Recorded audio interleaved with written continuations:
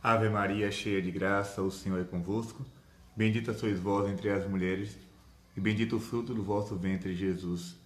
Santa Maria, Mãe de Deus, rogai por nós, pecadores, agora e na hora de nossa morte. Amém. Olá, meus queridos irmãos, estamos aqui para mais uma catequese e hoje nós queremos falar um pouco sobre algo que é bastante importante para nós como católicos, mas que infelizmente muitas pessoas, muitos fiéis, não estão atentos para isso. É aquilo que nós chamamos de sucessão apostólica. E por que eu quis falar sobre isso no dia de hoje? Porque hoje a igreja celebra Santo Irineu. Quem foi Santo Irineu? Vejam bem, Santo Irineu, ele nasceu em 130 e morreu em 203, ou seja, é um santo dos primeiros séculos do cristianismo. Santo Irineu, que foi martirizado, por isso hoje a cor vermelha na liturgia, ele era um bispo. Sendo bispo, ele foi ordenado, por São Policarpo, ou seja, era discípulo do bispo São Policarpo. E São Policarpo, por sua vez, era discípulo de São João Evangelista. E São João Evangelista, nós sabemos, discípulo de Jesus Cristo. Então, prestem bastante atenção. Isso aqui se trata de história. Não é doutrina, Não é doutrina, não é Bíblia, não é consultar livros de... Não. Nós estamos falando aqui de historicidade. Irineu, um homem concreto, existiu, foi discípulo de São Policarpo, Policarpo discípulo de João Evangelista, e João Evangelista discípulo de Cristo. Se nós observarmos no Antigo Testamento, essa questão da sucessão sempre existiu. Por exemplo, eu fico um pouco confuso, Não sei se olho para a câmera, não sei se olho para a tela, mas o que importa é o que eu vou falar. Nós vamos lembrar aqui do profeta Elias. O profeta Elias, ao ser arrebatado, numa carruagem de fogo, como diz a palavra de Deus, ele deixou o seu manto cair e Eliseu pegou aquele manto para ele. Então aquilo foi uma passagem, ou seja, uma sucessão. Eliseu, ele deu continuidade à missão de Elias.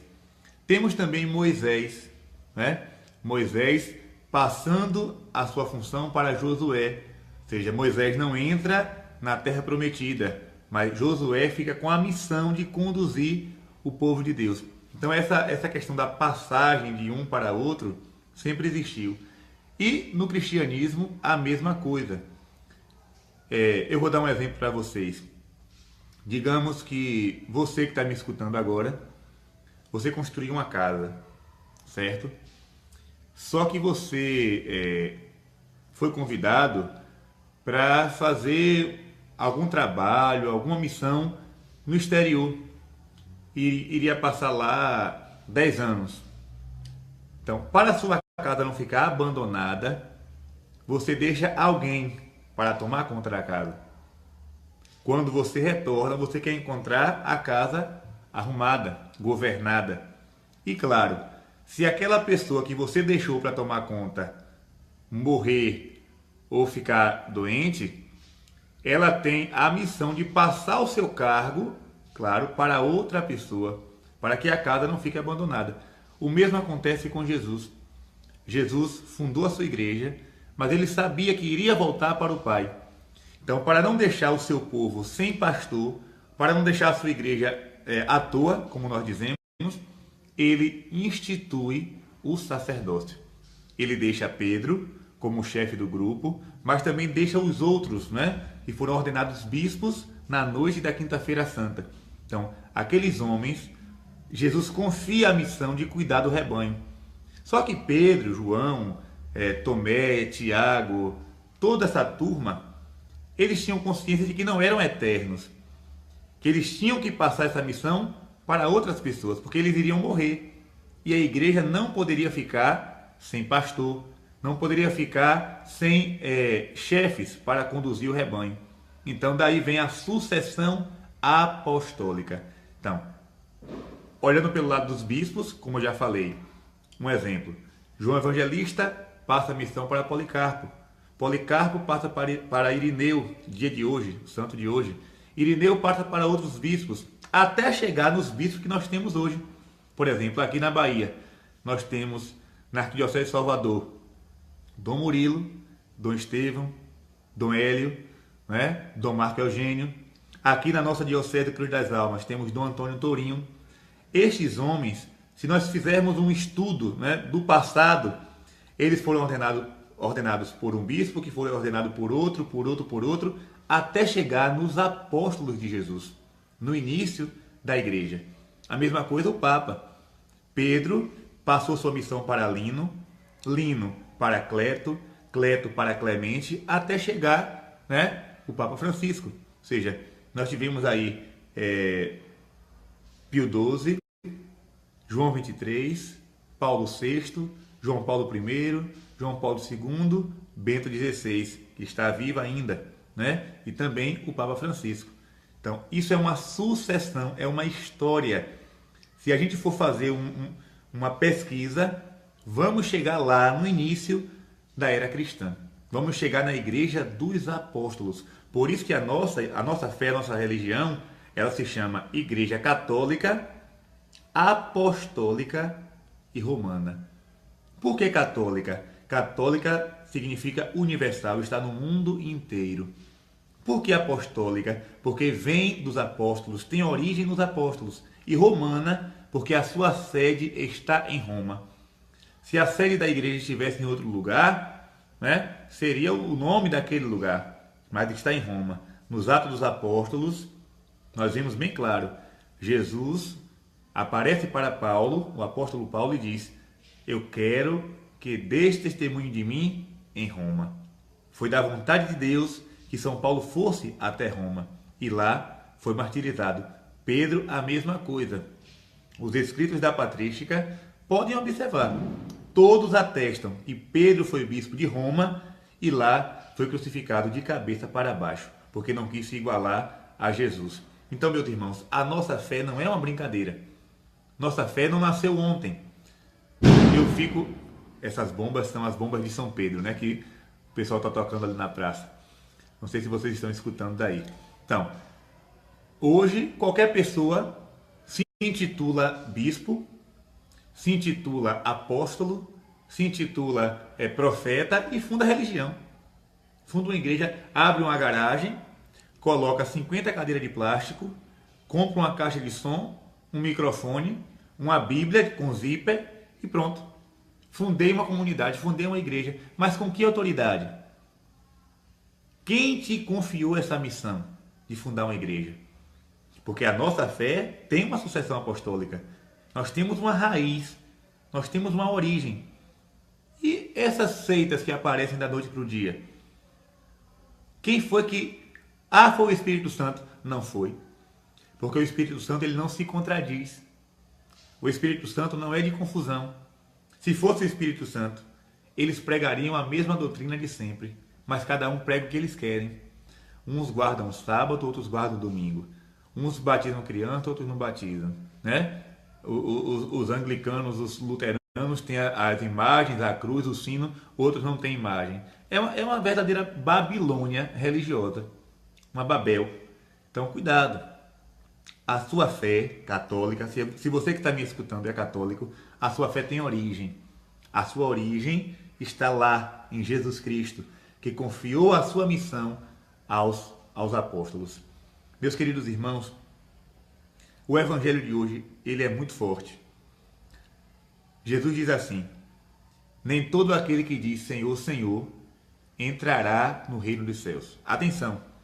Nem todo aquele que diz Senhor, Senhor, entrará no reino dos céus. E ele ainda diz, naquele dia, ou seja, no juízo final, no último dia, muitos irão dizer: não foi em teu nome que profetizamos? Não foi em teu nome que fizemos milagres? Não foi em teu nome, né, que expulsamos os demônios? E Jesus vai responder: eu não vos conheço. Minha gente, isso aqui é muito sério. Isso aqui é muito sério. As pessoas vão chegar diante de Jesus e vão dizer: Senhor, eu falei no teu nome, eu preguei o evangelho, fiz milagres, expulsei demônios, fiz profecias. E a resposta de Jesus é: não vos conheço, não sei quem são vocês. O que significa isso? Meus queridos, existem pessoas por aí pensando que estão fazendo a vontade de Deus e não estão.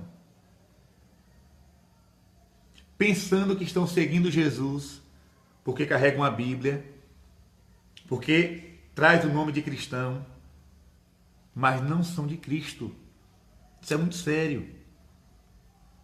Você que faz parte da igreja de Deus, fundada por Ele, pode ter certeza, Ele te conhece. Você que foi batizado, você que foi crismado, fez a primeira comunhão, casou na igreja, foi ungido, Deus te conhece. Porque você faz parte do seu povo. Faz parte da família dele. Quando você morrer, eu morrer, ele vai dizer: ah, você da paróquia tal, que fazia parte de tal comunidade, foi batizado tal dia, né? Claro que para se salvar, não basta dizer que é católico, não. Estar dentro da igreja não quer dizer que está salvo. Para se salvar, é preciso cumprir o que Jesus manda. Obedecer ao evangelho, obedecer à igreja. Fazer caridade, fazer o bem, né? Se arrepender, se converter. Existem condições para ir para o céu. Mas você faz parte da família de Deus. Ele te conhece. Já outros grupos que existem por aí, pensando que estão fazendo parte da família de Deus, mas que não estão. Isso é muito grave. O problema é que tem muita gente querendo maquiar o evangelho, querendo colocar um evangelho adocicado, que vai se adequando a tudo. O evangelho não é doce. O evangelho, né, tem palavras duras. Olha o que Jesus vai responder: eu não vos conheço. Mas Jesus, eu fiz milagres. Eu profetizei, as profecias se realizaram. Quando fala assim, eu expulsava demônios, né? A gente liga a televisão, 1h da tarde, 2h, ou até de madrugada, tá lá o demônio, né? Os supostos demônios falando no microfone. Aí bota o microfone: sai, diabo, vai, diabo. Obedeça, diabo, e sai. E vem. Chama o diabo e manda o diabo embora. Chama o diabo e manda o diabo embora. Nós expulsamos os demônios, Jesus. Não vos conheço. Jesus sabe quem é seu povo. Jesus sabe quem são os seus fiéis. Jesus sabe quem é sua igreja. Eu só não vou bater, eu ia bater na mesa aqui com força, mas ia derrubar o celular. Jesus sabe quem é a sua família. É aquela que vem dos apóstolos. Vou dar mais um exemplo. Eu fui ordenado para ser sacerdote. Fui ordenado sacerdote no dia 27 de maio do ano passado, 2017. Vejam bem. No dia 26, véspera da minha ordenação, eu já tinha comprado a túnica, a estola, o símbolo, a casula, o cálice, a patena, as alfaias, o missal, tudo. Eu já tinha tudo que um padre precisa ter. Tudo. Mas eu não podia celebrar nenhuma missa. Eu não poderia governar nenhuma paróquia. Depois, no dia 27, quando aqueles bispos e aqueles presbíteros colocaram a mão nessa cabeça aqui e ungiram essas mãos com óleo, minutos depois, se eu quisesse celebrar a minha primeira missa, eu poderia celebrar e iria acontecer o milagre do corpo e do sangue de Jesus. Imagine. Na véspera, eu já sabia rezar a missa. Eu já tinha toda a roupa. Mas eu não poderia rezar. Porque essa função de presbítero, a função de episcopo, a função não é a pessoa que se dá. Ela recebe da igreja. A igreja me confiou. Os bispos me confiaram essa missão. Dom Murilo, claro, que foi o que me ordenou, né? O celebrante. Mas aqueles que estavam também ao seu lado concelebrando, estavam ali presenciando o momento. Todos os sacerdotes, mais de 80 que estavam ali naquele dia, todos passaram por mim, pelos outros que eram ordenados juntos comigo, colocando a mão. Aquele gesto de sucessão. E agora eu sou sacerdote, porque a igreja me confiou. Não fui eu que dormi e acordei. Ah, não, tive um sonho. Jesus me disse que eu era padre. Não, isso é maluquice. Aí você liga aí a TV. Apóstolo não sei quem. Bispo, não sei, tem até bispa. Bispa, apóstola, só se for da diocese do inferno. Porque não receberam da igreja de Cristo essa missão. Repito, podem fazer milagres, podem expulsar demônio, podem profetizar. Jesus vai dizer, não vos conheço, porque vocês não faziam parte da minha família. Então, tenha cuidado, meu irmão, tenha cuidado, minha irmã. Se você quer ter certeza, eu não acredito nisso que o padre Gabriel fala. Não, você não é obrigado a acreditar no que eu digo. Mas eu convido você a estudar. Deixa eu ver, pronto, está aqui do meu lado. Peguei aqui agora. Esse livro aqui, tá vendo? História Eclesiástica, Eusébio de Cesareia. Isso aqui é uma coleção chamada patrística, ou seja, os primeiros escritos do cristianismo, os primeiros padres da igreja, os chamados padres, São Gregório Nazianzeno, né? São Justino, Eusébio de Cesareia, Santo Irineu, ou seja, homens que tiveram a missão de escrever a história da igreja, a doutrina da igreja. Se você pega essa coleção e lê, você vai ver toda a história da fé católica. Se você pega a Didaqué, chamado Primeiro Catecismo, foi escrito no mesmo tempo dos Evangelhos, você vai ver lá a celebração de uma missa. Você não vai ver um culto protestante, você vai ver a celebração de uma missa. Se você vai em Roma, nas catacumbas de Roma, onde os cristãos perseguidos se escondiam, você vai ver lá o altar onde a missa era celebrada. Você vai ver pinturas de Nossa Senhora, de Jesus, dos santos.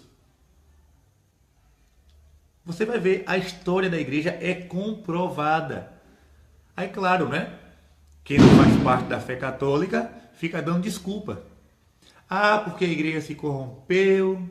Ah, porque Lutero precisou fazer a reforma. Ah, porque a igreja de Cristo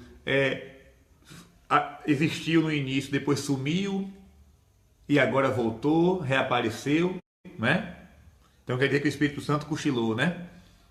Jesus fundou sua igreja, até o século II, século III existiu a igreja de Cristo. Depois o Espírito Santo foi tirar um cochilo. Quando foi em 1500, ele acordou e disse: ó, Lutero, cheguei, vamos organizar aqui a igreja. Palhaçada do demônio. Se a igreja católica não é a igreja de Cristo, Jesus Cristo não passa de um mentiroso. Porque ele disse, o último versículo do Evangelho de São Mateus. Misericórdia, essas bombas hoje estão. Último versículo do Evangelho de São Mateus. Eis que estarei convosco todos os dias até o fim do mundo. Eis que estarei convosco todos os dias. Jesus não abandona a sua igreja. Jesus fundou a igreja sob Pedro. A igreja passou pelo século I, século II, século III, século IV, até chegar agora no século XXI. A igreja permanece viva e atuante. Claro, enfrentando 1001 tribulações, como sempre enfrentou. E agora de um modo mais dramático, né? Porque antigamente a igreja enfrentava o perigo de fora. Os inimigos vinham de fora. E agora os inimigos estão dentro. Com falsas teologias, falsos ensinamentos, doutrinas que não são de Cristo. Mas vamos para frente. Cristo prometeu que estaria com a igreja até o fim. Ele não pode ser infiel à sua promessa. Nós somos infiéis. Eu sou infiel, você que me escuta é infiel. Cometemos pecados em cima de pecados, mas Cristo é fiel. É fiel por todo sempre. A sua promessa não se abala. Céus e terras passarão, mas a tua palavra não passará. Né? Então, Cristo prometeu estar com a igreja. E a sucessão apostólica é a garantia. Se essa sucessão foi quebrada, ou seja, aquele que se separou se torna um herege ou um cismático, mas não faz parte da igreja de Deus. Ou seja, quebrou a comunhão. Foi isso que eu queria dizer para vocês hoje. Né? Agradeço aos que assistiram a catequese. Depois, com certeza, ela vai parar no YouTube, mas permaneça firme na sua fé. Você que chegou já no meio, no final, eu vou deixar ela aí para você assistir na íntegra, né? Para você entender tudo que eu quis falar aqui no dia de hoje. Ao terminar essa catequese, eu convido você a pegar a Bíblia ou até mesmo no celular. Pegue seu celular e coloque assim, liturgia diária, e leia o Evangelho de hoje, quinta-feira. Leia o Evangelho de hoje e você vai entender a catequese que eu fiz aqui. E recomendo, né, Eusébio de Cesareia, História Eclesiástica e todos os livros da patrística. Tem outros livros aqui de História da Igreja. Né? Nós temos Como a Igreja Católica Construiu a Civilização Ocidental. Um livro também muito bom, você pode adquirir. Deixa eu ver aqui outro. Esse aqui é maravilhoso. Do Frei Francisco Battistini, Ensino Essencial de Jesus e Sua Igreja. Eu não sei se ainda se encontra, porque eu acho que a gráfica não é conhecida, gráfica JB, né? Foi de 2015, mas talvez você encontre no sebo, não sei. Ensino Essencial de Jesus e Sua Igreja. Deixa eu ver outro aqui. Pronto. Peregrinação de Etéria, Liturgia e Catequese em Jerusalém no século IV. Ou seja, Etéria, uma mulher muito rica que foi fazer uma peregrinação em Jerusalém e ela foi anotando, né, numa espécie de diário, toda a liturgia que ela viu, né, lá na Terra Santa. Então você vai ver também aqui os sinais da catolicidade da igreja primitiva. E outros livros também que estão aqui espalhados, eu não vou procurar agora, não é essa a minha intenção, apresentar livros, mas guarde a fé no coração. Não deixe que nada lhe abale. Nada. Seja católico eternamente. Esse vídeo eu vou tentar colocar no meu canal, no YouTube, mas também tem um canal chamado Família Católica. Né? Eles colocam todos os meus vídeos. Eu não sei nem quem é, mas eles pegam e colocam lá, não tem problema algum, né? Está ajudando a evangelizar. Então você pode ir ou no Família Católica ou no meu canal no YouTube, eu vou tentar colocar também esse vídeo. Deus te abençoe e até a próxima, se Deus quiser.